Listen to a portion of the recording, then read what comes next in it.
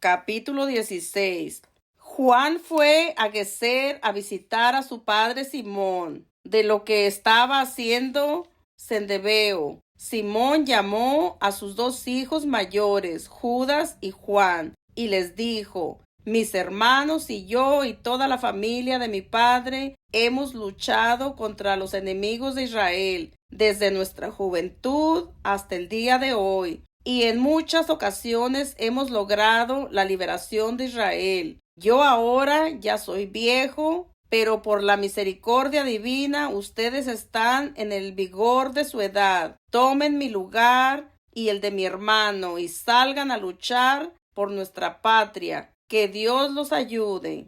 Simón escogió en el país 20,000 guerreros de infantería y de caballería que salieron a enfrentarse con Zebedeo. Después de pasar la noche en Modín, se levantaron temprano y se dirigieron a la llanura. Ahí les salió al encuentro un enorme ejército de infantería y caballería. Un torrente separaba los dos ejércitos. Juan y su ejército tomaron posiciones frente a sus enemigos, pero al ver que sus soldados tenían miedo de cruzar el torrente, Juan pasó primero. Al verlo, sus hombres lo siguieron. Como la caballería enemiga era muy numerosa, Juan dividió su infantería en dos alas y puso la caballería en medio de ellas. Tocaron las trompetas y Zenedebo y su ejército fueron derrotados. Tuvieron muchas bajas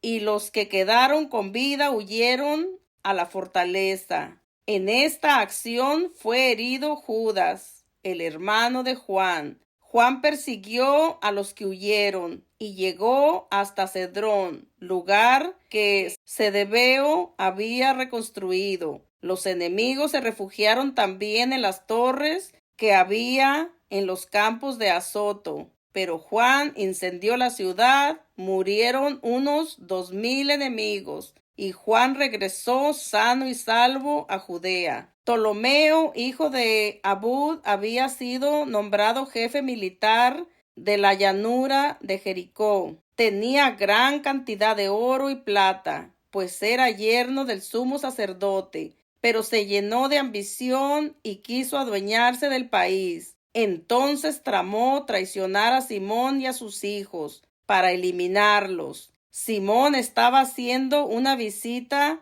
de inspección por las ciudades del país para atender a las necesidades de aquellas, y llegó a Jericó en compañía de sus hijos Matatías y Judas. En el 11º mes, el mes de Sebat, del año 177, el hijo de Abud lo recibió hipócritamente en la pequeña fortaleza llamada Dog, que él había construido, y ahí les ofreció un gran banquete, pero tenía ahí gente escondida. Y cuando Simón y sus hijos habían bebido bastante, Ptolomeo y sus amigos empuñaron las armas y se precipitaron en la sala del banquete. Atacaron a Simón y lo mataron a él, a sus dos hijos y a algunos de sus criados. Fue un terrible crimen en el que Ptolomeo pagó el bien con el mal. Ptolomeo escribió un informe y se lo envió al rey, pidiéndole que le enviara tropas que lo apoyaran y que le diera autoridad sobre las ciudades y sobre todo el país.